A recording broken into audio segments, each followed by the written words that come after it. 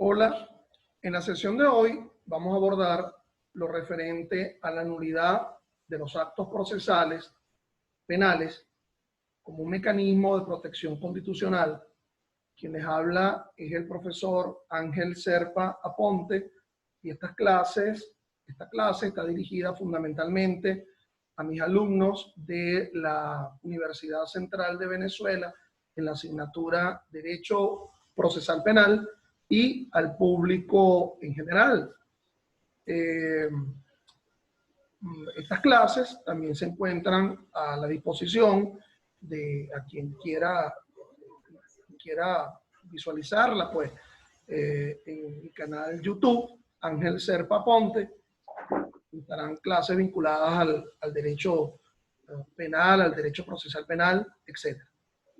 Bueno, esto de los actos procesales en el proceso penal venezolano, bueno, obviamente, o mejor dicho, el tema de la nulidad de los actos procesales penales está vinculado a ello, el tema de los actos procesales, es decir, fundamentalmente el tema de la nulidad es una excusa, perdóneme reiterar la idea, analizar los actos dentro del proceso penal no es más que una excusa, no es más que una anécdota, porque realmente lo importante, realmente lo meritorio es verificar la llamada nulidad de dichos actos procesales. Ustedes dirán, pero bueno, debut y despedida, apenas me estás presentando el acto procesal y ya se está extinguiendo dicho acto procesal. Es importante que se entienda que existe todo un sistema procesal, sistema de carácter acusatorio, regulado en el Código Orgánico Procesal Penal, que está repleto de procedimientos, el procedimiento ordinario y los procedimientos especiales. Pero estos procedimientos, a su vez, están repletos de fases procesales. Se dio la llamada división del trabajo jurisdiccional, atribuyéndosele funciones específicas a los jueces en atención a la dirección que asuman en cada una de esas fases procesales. Esas fases procesales están repletas de incidencias. Por ejemplo, la fase preparatoria conlleva la llamada incidencia o incidencia del incidente o incidencia de la audiencia de imputación, la audiencia de prueba anticipada, etc. Cada uno de esos incidentes están repletos de actos procesales. Esos actos procesales pueden ser de dos tipos. Actos procesales decisorios que provienen de los jueces, ¿verdad? Ahí está el artículo 157 del Código Orgánico Procesal Penal, diciéndonos que los jueces nos dictan decisiones, sentencias y autos que pueden tener una trascendencia aflictiva importante, el auto de privación judicial de libertad, ese que está descrito pues, en el artículo 240 del Código Orgánico Procesal Penal, o autos de mero trámite. Pero esos actos decisorios de los jueces también se encuentran en el proceso con los actos de impulso, actos de obtención que provienen de las partes que tienen una pretensión con respecto al proceso. Y cada uno de esos actos procesales están repletos de formas procesales. Hay formas que son esenciales y hay formas que son francamente rituales. Es decir, hay formas que permiten que ese acto procesal cumpla la finalidad para la cual está concebido. Cuando uno identifica una forma esencial de un acto procesal, es que uno quita la forma en la realización del acto con respecto a su descripción en un proceso. Bueno, uno le quita esa forma y veremos si aún quitándole esa forma, el acto procesal cumple la finalidad para el cual está concebido. Si no lo puede cumplir, entonces esa sería una forma esencial y la única posibilidad que existe es la llamada nulidad del acto procesal. Este tema de la nulidad del acto procesal, de los actos procesales, obviamente están vinculados a leyes anteriores. Es decir, el código que fue sustituido por el Código Orgánico Procesal Penal, que era el Código de Enjuiciamiento Criminal, que estuvo vigente entre nosotros hasta mediados del año 1999, no concebía, por lo menos de la forma como lo establece el Código Orgánico Procesal Penal, el tema de las nulidades. ¿Okay? Más bien, en el extinto Código de Enjuiciamiento Criminal, lo que se hablaba era de la reposición de la causa. Eso era lo que se hablaba. Y por lo tanto, para que se repusiera la causa, se establecía una larga causal, en números clausos bien específicos, en una norma bastante amplia de ese Código de Enjuiciamiento Criminal. Pero además de ello, para que se diera la llamada reposición de la causa, había que notificar al fiscal del Ministerio Público a los efectos de conducir a ese efecto de reposición. Fíjate que la reposición a uno le suena como que se lleva toda una fase procesal, ¿verdad? Toda, se va completica. En cambio, el tema de la nulidad permite lo que se denomina, ¿verdad? El encriptamiento de un acto procesal. No es necesario que se vaya toda una fase, sino que puede anularse un acto procesal específico, ¿ok? Atendiendo si ese acto procesal, por ejemplo, es coetáneo, es anterior, es posterior con respecto a otros actos procesales que ameritarían por el llamado efecto reflejo, ¿verdad? Un tanto de ello tiene que ver aquella famosa expresión del derecho procesal penal norteamericano, the fruit of the poisonous tree, es decir, la fruta del árbol envenenado. Es decir, si ese acto procesal inicialmente estaba contaminado, eso va a teñir a los actos posteriores. Pero cuidado con esto, porque no solamente se da la nulidad por un asunto probatorio. Es decir, la nulidad de actos procesales pueden ser por un asunto probatorio, y bien claro está la Constitución, el 49.1 de la propia Constitución, que establece será nula toda prueba obtenida en violación al debido proceso. Pero también puede ser que se dé la nulidad de los actos procesales por errores in judicandum o errores in procedendum, es decir, errores en la realización del proceso o errores en el acto decisorio. Entonces, la manera como se concibe el tema de las nulidades a partir del artículo 174 de nuestro Código Orgánico Procesal Penal tiene mucho más que ver, ¿verdad?, con el tema de las nulidades como era descrito en el Código del Código de Procedimiento Civil, el CPC. Por otra parte, es importante que se entienda, y por eso estoy colocando esta lámina, que buena parte del tema de la nulidad de los actos procesales, viene dado por algún incumplimiento de este esquema clásico de la relación jurídico-procesal penal.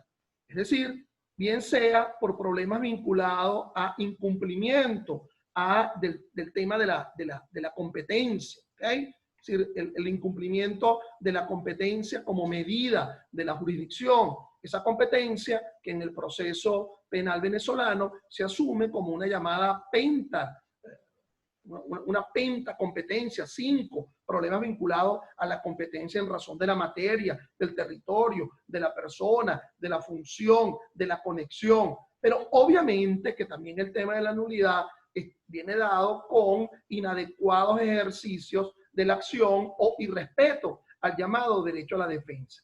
¿Por qué no decirlo? También el tema de la nulidad está vinculado pues al llamado incumplimiento del llamado principio de legalidad sustantiva, es decir, desatender a la pauta de que nadie podrá ser sancionado sino sobre la base de un ilícito que esté descrito en previa pauta de ley, o por incumplimiento del principio de legalidad adjetiva. Se está realizando un acto procesal no atendiéndose a la manera como se describe en el acto procesal, en la pauta legal adjetiva. Pero obviamente, como lo manifesté con anterioridad, el tema de las pruebas, bueno, guarda un papel fundamental porque lo establece la propia Constitución. Bueno, será nula toda prueba obtenida en violación al debido proceso. Una de las pocas veces que la Constitución establece la palabra nulidad en el desarrollo de todo su texto, bueno, y nada menos en ese artículo 49.1. También lo establece, pues, en el artículo 125 de la Constitución, en el 25 de la Constitución, disculpen, 125, cuando se habla de la nulidad, cuando se da todo tipo de incumplimiento de acuerdo a las pautas funcionales que se le establezca a quien labora, a quien ejerce funciones para el Estado. Entre ellos los fiscales y los jueces. Por lo tanto, es perfectamente posible que se dé la nulidad no solamente de actos decisorios, sino que se dé la nulidad de actos de investigación, de actos fiscales. No concibe el Código Orgánico Procesal Penal la llamada nulidad de actos de defensa. Si tú visualizas el 179 del COP, dentro del capítulo vinculado a la nulidad, se habla de nulidad o de actos decisorios o de actos de investigación, es decir, nulidad de un ejercicio probatorio, nulidad de una acusación, nulidad de una decisión, pero no se ve, por ejemplo, la nulidad de un escrito de excepciones, ¿ok? O la nulidad de la recusación que ha interpuesto una defensa contra un juez. Es decir, no se concibe el concepto de nulidad frente a actos que sean actos de defensa.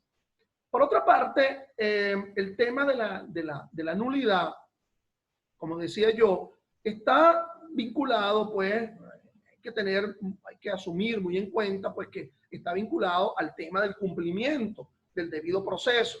Es decir, cómo arranca el capítulo de las nulidades en el artículo 174, cuando se dice, bueno, se anulará los actos procesales cuando hayan violaciones de garantías procesales fundamentales, y son ellas las que están descritas en el debido proceso, artículo 49 de la Constitución. Recuerden que el debido proceso es una garantía que está repleta de derechos. Si hablamos del derecho a la defensa, el derecho a lo juez natural, el derecho a la no confesión coactiva, la llamada cosa juzgada, pero también existe un debido proceso extensivo, es decir, normas que en la Constitución están vinculadas al proceso, pero que no están descritas en el artículo 49, como por ejemplo el indubio por los reos, artículo 24 de la Constitución, el carácter instrumental del proceso, artículo 257, el principio de legalidad objetiva, artículo 253. Recuerden ustedes que hay decisiones que se realizan en ese proceso que pueden ser decisiones que se denominan decisiones liminares y decisiones definitivas. Decisiones liminares, ¿ok? En las cuales, bueno, la desestimación, por ejemplo, de una querella, la desestimación, por ejemplo, de una solicitud de prueba anticipada, la desestimación, por ejemplo, de una excepción. También tenemos el tema de las inadmisibilidades. Recuerden que la manera como se concibe el tema de la admisibilidad de pretensiones en el proceso penal es que se admite y en la generalidad de los casos se convoca a una audiencia para que se decida sobre la procedencia o no en audiencia. El tema que está vinculada a la libertad plena, esa libertad que se otorga aun cuando todavía no se está manifestando quién cometió el delito. Están las resultas de un delito, pero esa persona que ostenta la condición de imputado, bueno, no fue. Pero también, pues, hay decisiones de carácter definitiva. Estamos hablando de la sentencia, que conforme al 157 del COP, bueno, se sentencia para condenar, conforme al 375, bien sea por la admisión de los hechos o bien sea a la finalización del juicio oral y público, como lo establece el 349 del COP. Bueno, también se sentencia para absolver, conforme lo establece el artículo 348 del Código Orgánico Procesal Penal, y solamente podrá absolver el juez de juicio a la finalización del juicio. Mal se puede hablar de una absolutoria por parte de un juez de control, y también se absuelve y también se dicta sentencia para sobreseer, bien sea conforme lo establece el 303 en atribución que se le otorga al juez de control, o como lo establece el artículo 304 en atribución que se le compete también de sobreseimiento al juez de juicio, cuando fundamentalmente estaríamos hablando de la llamada prescripción, que en este caso sería la prescripción extraordinaria, no la prescripción ordinaria. La prescripción extraordinaria porque se ha interrumpido de alguna forma la prescripción ordinaria si ya estamos hablando de un juicio, o la llamada cosa juzgada, que se verifique en el propio desarrollo del juicio. Por otra parte, es importante entender, de nuevo repito, frente al tema de las nulidades, que, es decir, el cumplimiento de las garantías procesales, es lo que fundamentalmente sustenta el tema de las nulidades. Esas garantías procesales que, bueno, se asumen conforme a los primeros 23 artículos del Código Orgánico Procesal Penal y ese artículo 49 de la Constitución, el tema del juez natural, es decir, ese juez natural que se exige, pues, que debe ser un juez competente, en primer lugar, capacidad objetiva en la materia, en el territorio, en la función, en la conexión y en la persona, pero que también debe ser un juez imparcial, es decir, ostentar capacidad subjetiva. También el tema de la contradicción, como nos lo dice el 18 del COP, todo el proceso es contradictorio, todo, absolutamente todo. Si se respeta la contradicción, eso es susceptible de la llamada nulidad. El debate es una de las formas de la contradicción, el debate sobre la prueba, porque también podríamos hacer una contradicción sobre la base de los alegatos, la igualdad de partes, el tratamiento de forma desigual, conforme lo indica el 12 del Código Orgánico Procesal Penal. ¿Cómo es posible que le permitas las excepciones a una parte y a otra no? ¿Cómo será posible que le permitas el ejercicio del recurso a una parte y a la otra no? Es decir, si hay la impugnabilidad subjetiva o objetiva, si una decisión que causa un agravio, a todos los que le cause un agravio es susceptible de que se le permita el recurso o los recursos, porque son más de uno. Obviamente que también el tema de la verdad material, es decir, esa verdad que se reconstruye con pruebas, el concepto de verdad material que establece el 13 del Código Orgánico Procesal Penal. El juez no ha presenciado el hecho, el juez es un historiador y de alguna forma las partes aportan el hecho y aportan la prueba y se reconstruye ese hecho con prueba. Fíjese que no es baladí lo que establece el 49.2 de la Constitución. La natural condición de inocente, la llamada presunción de inocente, solo se desvirtúa con prueba. Por lo tanto, el concepto de verdad material va a conducir al tema de las nulidades. Y la apreciación de la prueba, el simple artículo 22 del Código Orgánico Procesal Penal, porque no existe otro que nos establezca dentro del Código cómo se aprecian las pruebas en el proceso penal. Es decir, del 181 y siguiente, lo que se establecen son los mecanismos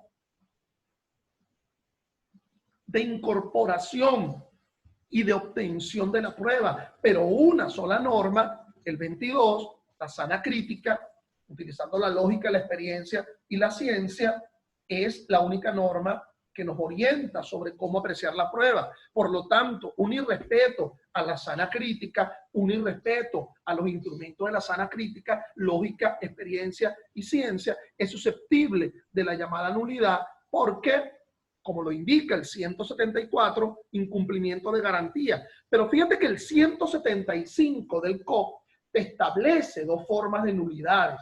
Es decir, la nulidad que obra a favor del procesado, y establece el 175 cuáles son las tres hipótesis de nulidad del acto procesal que obre a favor del procesado. Problema de intervención, asistencia y representación.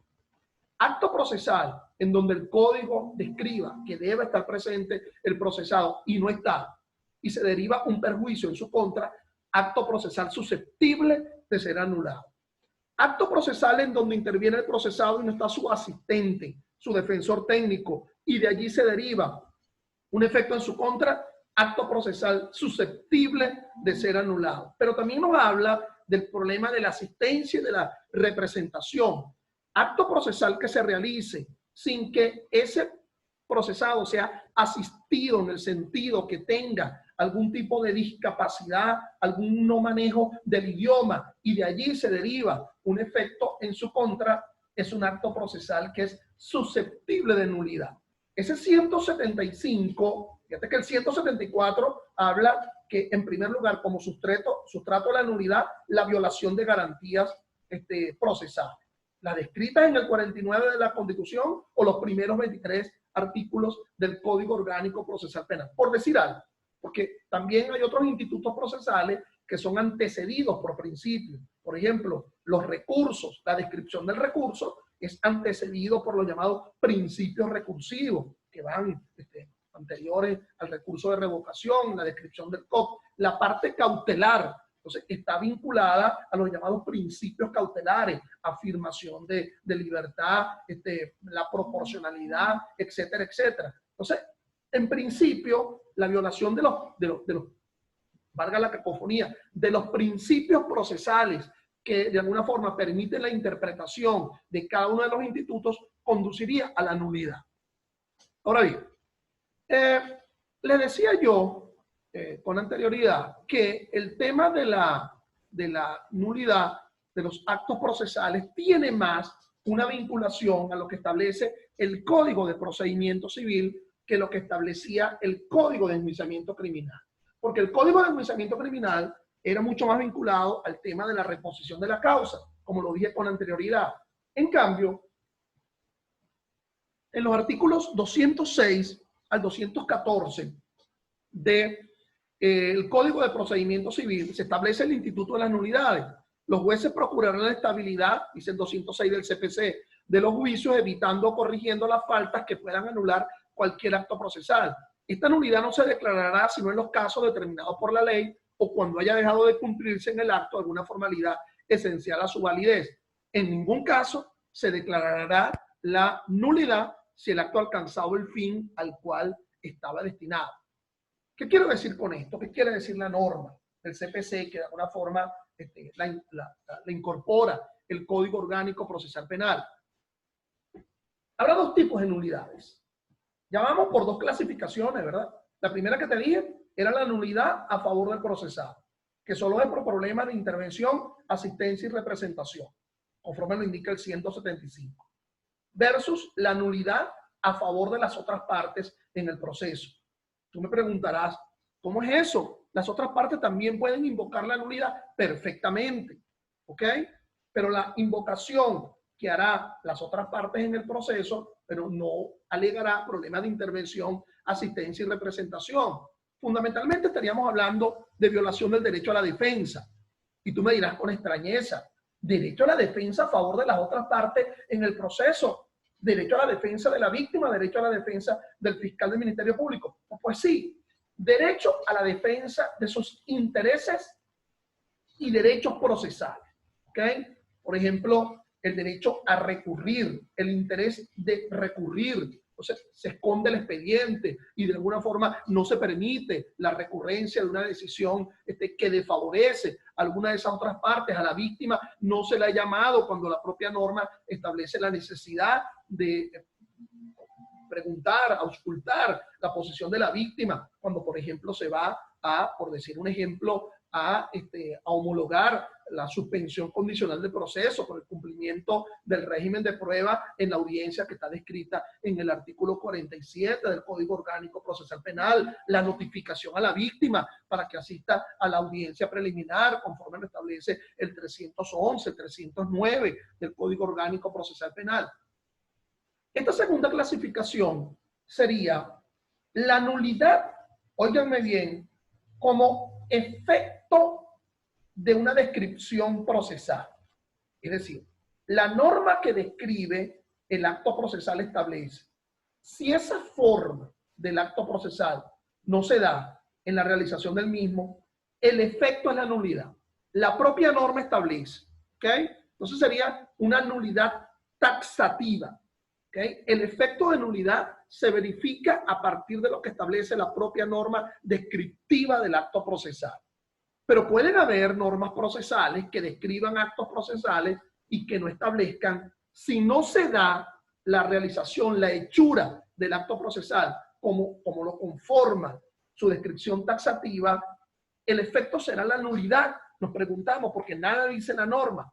Entonces, la respuesta que se da acá, ¿verdad? conforme a ese 206 del CPC, que también en muchas otras normas del Código Orgánico Procesal establece, es si esa forma le impide cumplir la finalidad, es decir, el efecto esencialista, le impide cumplir la finalidad para el cual estaba derivado el acto procesal, entonces esa es una forma esencial y se debe conducir al efecto de nulidad. El acta de la audiencia de imputación. Se realiza la audiencia de imputación, se realiza dicha audiencia y el acta estaría reflejando el acto procesal. ¿Qué se decidió en esa audiencia de imputación? Bueno, se decidió otorgarle la libertad plena al presentado. Se acogió a la postura de la defensa. Se anularon elementos de convicción.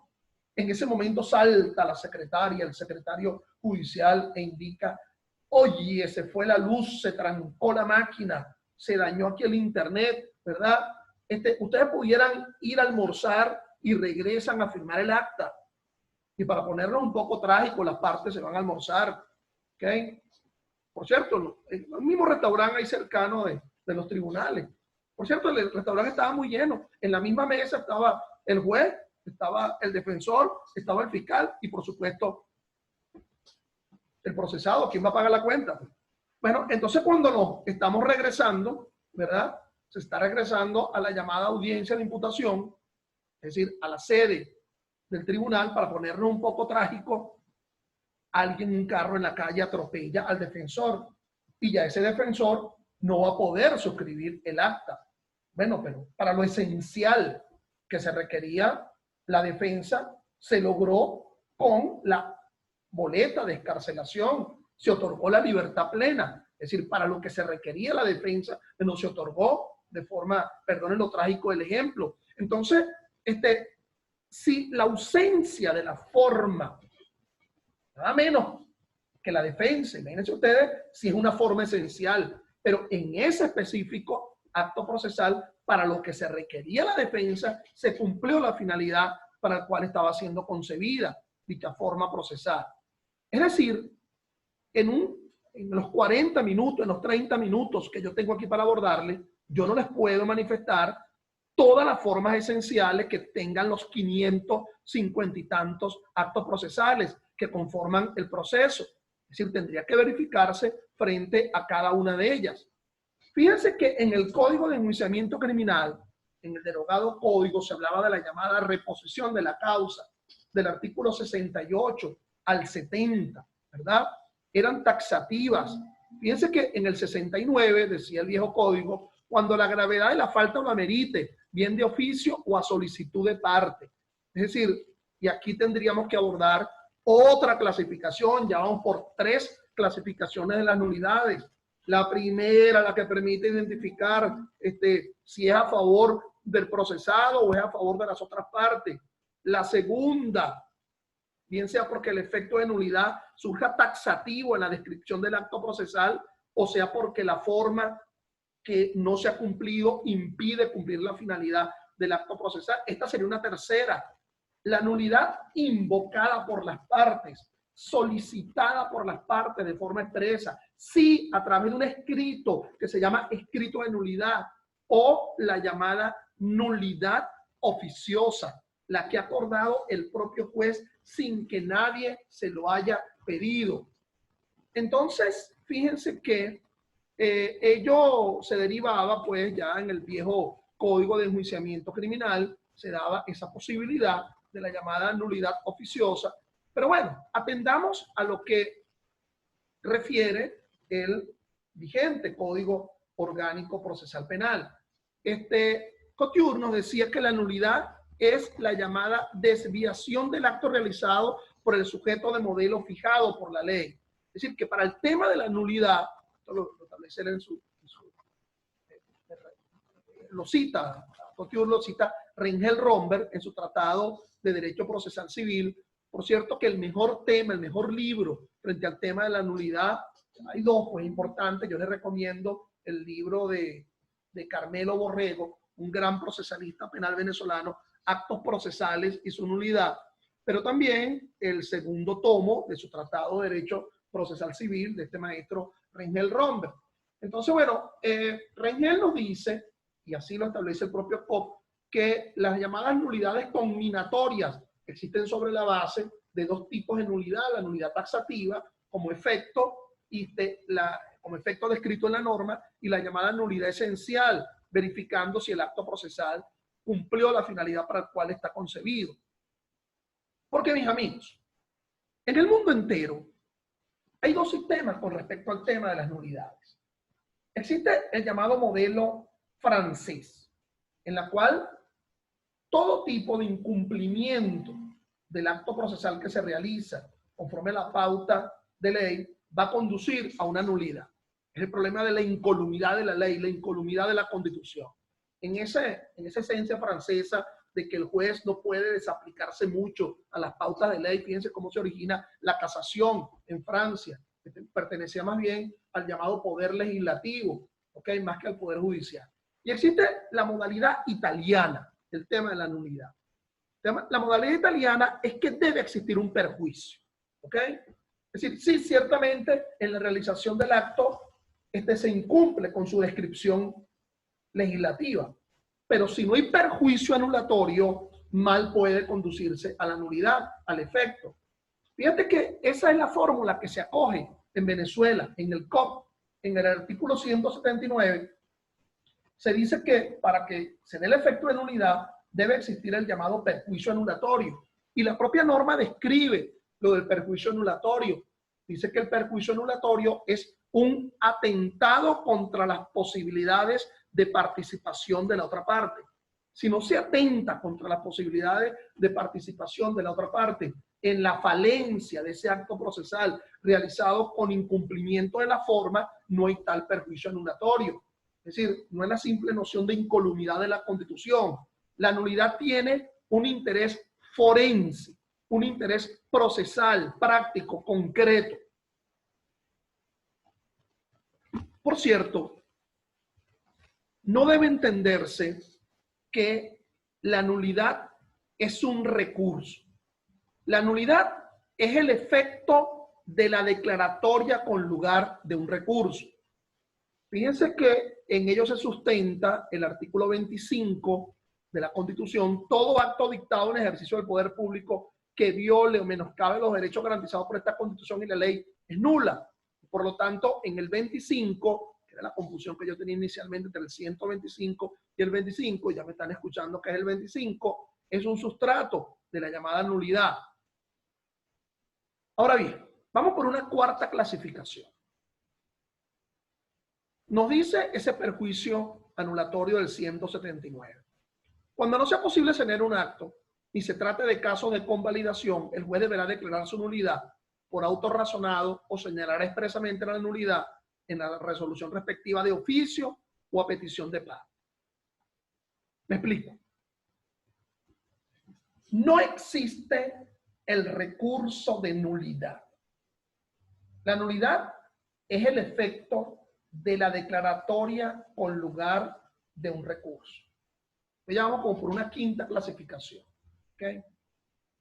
Nulidad como efecto de la declaratoria con lugar de un recurso.